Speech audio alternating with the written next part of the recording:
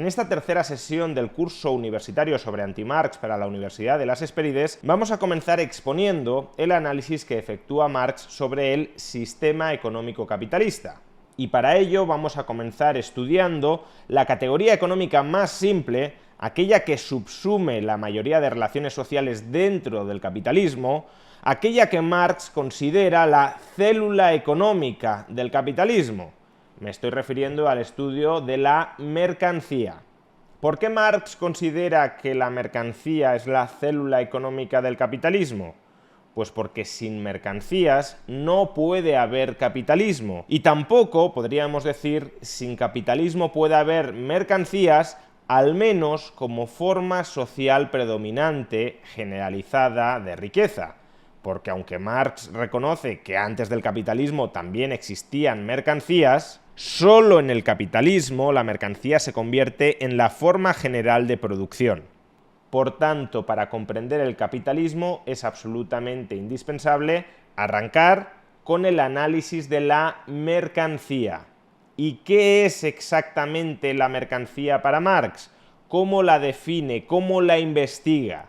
Podemos decir que para Marx la mercancía tiene 5 notas características. Se trata de un valor de uso social, reproducible a través del trabajo privado y distribuida a través del mercado. Vamos a explorar con algo más de detalle cada una de estas 5 características. En primer lugar, la mercancía es un valor de uso. ¿Y qué es un valor de uso? Un bien económico, un objeto que es útil para satisfacer alguna necesidad humana. Conviene aclarar en este punto, por cierto, que Marx utiliza la expresión valor de uso en 2 sentidos conectados pero distintos. Marx habla de valor de uso tanto para referirse al bien económico, a la cosa que es un valor de uso, cuanto también a la utilidad del bien económico, es decir, a la cualidad del valor de uso. Por ejemplo, dice Marx en el volumen primero del Capital: un valor de uso u objeto útil solo tiene valor porque en él está objetivado o materializado trabajo abstracto humano. Es decir, aquí equipara valor de uso con objeto útil. Pero más adelante, en el Capital, en el tomo primero, también podemos leer: su propia mercancía no tiene para él ningún valor de uso directo. En caso contrario, no la llevaría al mercado. La mercancía posee valor de uso para otros. Para él solo tiene directamente el valor de uso de ser portador de valor de cambio. Es decir, aquí está utilizando valor de uso como sinónimo de utilidad o más bien funcionalidad. Dicho de otra manera y jugando con el lenguaje, podríamos decir que para Marx un valor de uso, un objeto útil, un valor de uso es un objeto que posee valor de uso. Un objeto útil es un objeto que posee utilidad. Sea como fuere, la primera nota característica de la mercancía es que se trata de un valor de uso, de un objeto útil. Ninguna cosa que sea inútil, ninguna cosa que no satisfaga necesidades humanas puede ser mercancía. Y esto es importante para entender bien la teoría del valor-trabajo que expondremos en el vídeo siguiente. Muchas veces se tiende a malinterpretar o a tergiversar la teoría del valor-trabajo diciendo que ésta señala que la utilidad de las mercancías depende del tiempo de trabajo socialmente necesario para producirlas. En absoluto, eso no lo dice la teoría del valor-trabajo. La teoría del valor-trabajo sostiene que una cosa solo puede ser mercancía y solo puede llegar a intercambiarse en el mercado si es una cosa útil, si es un valor de uso, si es un bien económico. Por tanto, esta es la primera nota característica de cualquier mercancía. Se trata de un valor de uso, de un bien económico, de una cosa útil. Segunda característica, es un valor de uso social. ¿Qué significa esto? Que la mercancía, el objeto que constituya una mercancía dentro del capitalismo, ha de ser una cosa útil para los demás, no para quien la produce. De hecho, normalmente para quien la produce, la mercancía será un objeto no útil, será un no valor de uso. Por ejemplo, si yo me dedicara a producir martillos en masa, sería altamente probable que los martillos en masa que estoy produciendo sean inútiles para mí. Puede que un martillo o dos martillos fueran un objeto útil para mí, para el productor de martillos, pero desde luego el milésimo o el 100.000º martillo me sería completamente inútil. A mí, a su productor, pero no necesariamente a otras personas. Y eso es un valor de uso social, un valor de uso para terceros.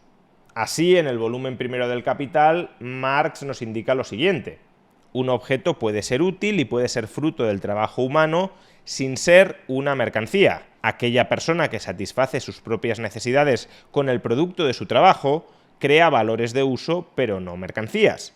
Para producir mercancías no solo ha de producir valores de uso, sino valores de uso para otros, es decir, valores de uso sociales. Tercera característica de la mercancía: se trata de un valor de uso social que es reproducible, es decir, que puede volver a producirse. Para Marx, aquellos objetos útiles que no sean susceptibles de volver a producirse no integran la categoría económica de mercancías. No es que no existan, pero no las califica como mercancías. Ahora bien, que no sean mercancías no significa que bajo el capitalismo no puedan adoptar la forma, la apariencia de mercancía. Por ejemplo, una determinada pradera natural, o el cuadro original de la Gioconda, o la honorabilidad de una persona, todo ello cosas que no son reproducibles, que no se pueden volver a producir, que existen, pero no cabe fabricarlos en masa, no son propiamente mercancías, pero pueden adoptar la forma de mercancías si salen a la venta en el mercado. Esto es lo que nos dice Marx en el volumen primero del Capital.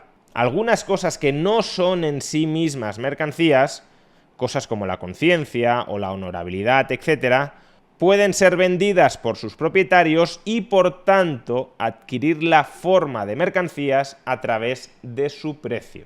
Esta distinción conceptual entre cosas que son en sí mismas mercancías y cosas que adoptan la forma de mercancía podría parecer una diferenciación irrelevante o bizantina, pero no lo es en absoluto, porque como ya estudiaremos en la sesión siguiente, Marx solo aplicará lo que hoy conocemos como teoría del valor-trabajo a aquellas cosas que son en sí mismas mercancías. Es decir, el precio de las mercancías se explicará en función de la teoría del valor-trabajo. Sin embargo, el precio de las cosas que adoptan la forma de mercancía, cosas que no son reproducibles en sociedad, como una pradera de tierra o como la honorabilidad de una persona, el precio de esas cosas que adoptan la forma de mercancía no se explicará por la teoría del valor-trabajo. Cuarta característica de las mercancías: son valores de uso social reproducibles a través del trabajo humano privado. ¿Qué significa trabajo humano privado? Pues podemos equipararlo con la producción de carácter descentralizado. Si yo soy un productor de mercancías que trabajo independientemente, separadamente, que fabrico esos valores de uso sociales a los que llamamos mercancías a través de mi propio trabajo, al margen, de manera aislada, al resto de seres humanos que producen por su lado sus propias mercancías, entonces mi trabajo humano dirigido a producir esa mercancía es un trabajo humano privado. En este sentido, la categoría de trabajo privado se contrapondrá a la categoría de trabajo social. ¿Qué sería el trabajo social? Pues imaginémonos una familia de agricultores que cultivan el campo conjuntamente y que luego además consumen los productos agrarios que ellos mismos han fabricado conjuntamente. Pues bien, ese trabajo comunal, ese trabajo en comunidad, ese trabajo codo con codo entre varios productores, entre varios trabajadores, es un trabajo que Marx denomina inmediatamente social, o si lo queremos, un trabajo socializado. Así pues, a diferencia del trabajo privado, que es un trabajo descentralizado, donde cada productor independiente decide los términos de lo que produce, en el trabajo inmediatamente social, en el trabajo socializado, los distintos trabajadores desarrollan distintas partes de un mismo plan productivo de carácter centralizado. Que el plan productivo bajo el cual trabajan socialmente los distintos trabajadores sea un plan central no significa que solo una persona sea la que determine ese plan central. El plan productivo central, el plan productivo común, puede haber sido confeccionado y decidido comúnmente por todos los trabajadores. La nota característica importante aquí, para definir el trabajo inmediata o directamente social, es que todos los trabajadores sean conscientes de que están cooperando entre sí dentro de un mismo proyecto productivo. De hecho, así es como describe Marx en el volumen primero del Capital una situación idealizada donde el trabajo es directamente social. Dice Marx, imaginemos una asociación de hombres libres que trabajan con medios de producción comunes y gastan sus diferentes formas de fuerza de trabajo con plena conciencia de sí mismos como una sola fuerza de trabajo social. Por tanto, cuando varios trabajadores están cooperando de manera consciente dentro de un mismo proyecto productivo, ese trabajo será inmediatamente social.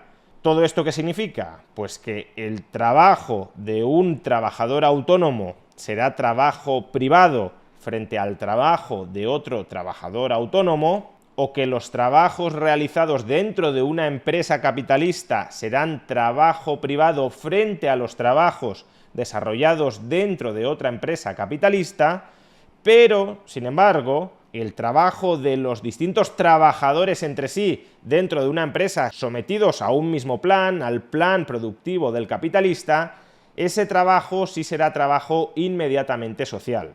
De hecho, la visión que tenía Marx de una sociedad socialista, de una sociedad donde todo el trabajo fuera directa o inmediatamente social, era la de una sociedad que se organizara productivamente como una sola fábrica, como una sola empresa dentro del capitalismo. Así, por ejemplo, en La miseria de la filosofía podemos leer: si tomamos como modelo la división del trabajo dentro de una fábrica moderna para aplicarla después al conjunto de la sociedad, veremos que la sociedad mejor organizada para la producción de riqueza sería sin ninguna duda aquella que tuviese un solo empresario en jefe, que distribuyera el trabajo entre los diversos miembros de la comunidad según reglas establecidas de antemano. Y también, en el volumen primero del Capital, podemos encontrar la siguiente cita: los apologistas más entusiastas del sistema fabril se caracterizan por el hecho de que su mayor condena contra la organización general del trabajo en sociedad sea que convertiría a toda la sociedad en una fábrica. Por tanto, para Marx, el trabajo que tiene lugar dentro de una fábrica capitalista ya es un trabajo inmediatamente social, porque es un trabajo que se desarrolla conscientemente bajo las directrices de un mismo plan centralizado.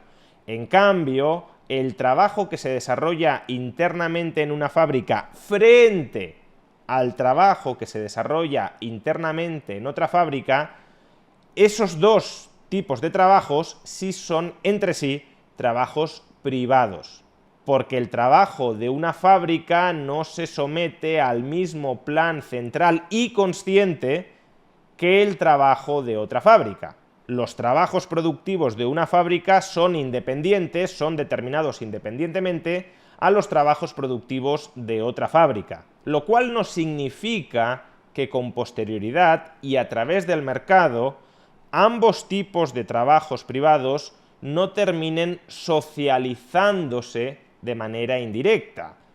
De hecho, esta será la idea clave que expondremos en otra sesión futura sobre el fetichismo de la mercancía. Pero de entrada, los trabajos desarrollados independientemente, no sometidos conscientemente a un mismo plan central, son trabajos privados.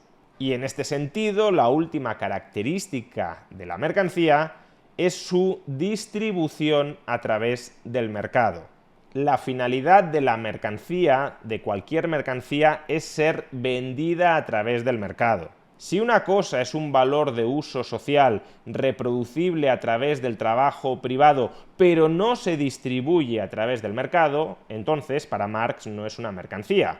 Por ejemplo, si yo produzco una mesa y se la regalo a mi vecino, eso no es una mercancía, porque no he distribuido, no he vendido ese objeto útil, reproducible mediante mi trabajo privado, a través del mercado. A su vez, y por el mismo motivo, los servicios que proporciona el Estado pueden ser servicios útiles para la sociedad, reproducibles a través del trabajo privado de los trabajadores del Estado, pero como no se venden a través del mercado, sino que se proporcionan gratuitamente para el usuario, aunque lo pague el contribuyente, claro, pero para el usuario se distribuyen gratuitamente, en ese caso no estaríamos ante mercancías. Para que los valores de uso sociales reproducibles a través del trabajo privado sean mercancías, es completamente imprescindible que se distribuyan, que terminen llegando a las manos de aquellos que las utilizan a través de su venta en el mercado. Por consiguiente, en el capitalismo, según Marx, podremos hallar diversas clases de objetos. En primer lugar, objetos inútiles, cosas inservibles. En segundo lugar, objetos que sean útiles pero no reproducibles a través del trabajo humano privado. Por ejemplo, la tierra virgen o las praderas naturales. En tercer lugar, objetos con valor de uso propio, personal, privado, reproducibles a través del trabajo humano, pero que no se destinan al intercambio. Por ejemplo, el trigo cultivado para el autoconsumo. En cuarto lugar, objetos con valor de uso social que se producen mediante el trabajo privado, pero que no se destinan al intercambio a través del mercado, como ya hemos mencionado, los servicios que proporciona el Estado. En quinto lugar, objetos con valor de uso social que no son producidos por el trabajo humano privado o que no son reproducibles a través del trabajo humano privado, pero que sí se destinan al intercambio. Esta quinta clase de objetos son aquellos que ya hemos dicho que no son en sí mismo mercancías, pero que sí adoptan la forma de mercancías. Por ejemplo, la honorabilidad de una persona o el cuadro original pintado por un determinado artista. Y por último, nos encontraremos con objetos que son útiles para terceros, valor de uso social, reproducibles a través del trabajo humano privado y distribuidos a través del mercado. Esta última categoría será la mercancía. Por ejemplo, si yo fabrico una silla para venderla a través del mercado, esa silla es una mercancía. Para Marx, la forma predominante de riqueza dentro del capitalismo es la mercancía. Y solo en el capitalismo, la mercancía puede ser la forma predominante de riqueza. Y por eso, para entender el capitalismo, hemos de entender bien la mercancía. Y en concreto, lo que estudia Marx a continuación es de qué depende los términos, las proporciones, las ratios a las que unas mercancías se intercambian por otras mercancías. A la relación de intercambio entre dos mercancías, Marx lo denomina valor de cambio.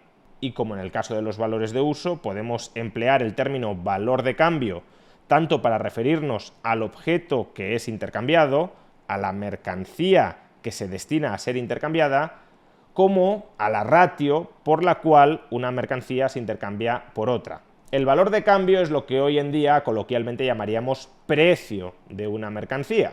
Sin embargo, Marx, quizá de manera más apropiada, restringe el término precio para referirse al valor de cambio monetario, al valor de cambio a cambio de dinero. Por tanto, si dos sillas se intercambian por una mesa, el valor de cambio de dos sillas será una mesa y el valor de cambio de una mesa serán dos sillas. Pero entonces la cuestión que surge, que es pertinente investigar, que es relevante para entender el funcionamiento del sistema capitalista, es de qué dependen los valores de cambio. ¿Son los valores de cambio, los precios, entre comillas, puramente aleatorios? Cada vez que una mesa se intercambia por sillas, la ratio a la que se intercambian es absolutamente volátil, completamente fluctuante e irracional, o en cambio las relaciones de cambio entre dos mercancías, los valores de cambio, tienden a oscilar, tienden a establecerse alrededor de alguna magnitud. No estamos diciendo que siempre y en todo momento y en todo lugar los valores de cambio de dos mercancías sean idénticos, pero desde luego tampoco parece que sean completamente aleatorios. Entonces, si hay algún tipo de centro de gravedad alrededor del cual se determinen los valores de cambio entre las mercancías, valores de cambio que podrán desviarse transitoriamente de ese centro de gravedad, pero que los mantiene anclados en torno a él, lo que se pregunta Marx es ¿qué determina ese centro de gravedad? ¿Qué constituye ese centro de gravedad? ¿Cuál es el factor determinante que explica los términos en los que dos clases de mercancías tienden a intercambiarse en el mercado? Y es ahí donde Marx introducirá su famosa teoría del valor-trabajo, la cuestión que desarrollaremos en la próxima sesión dentro de este curso para la Universidad de las Hespérides sobre anti-Marx.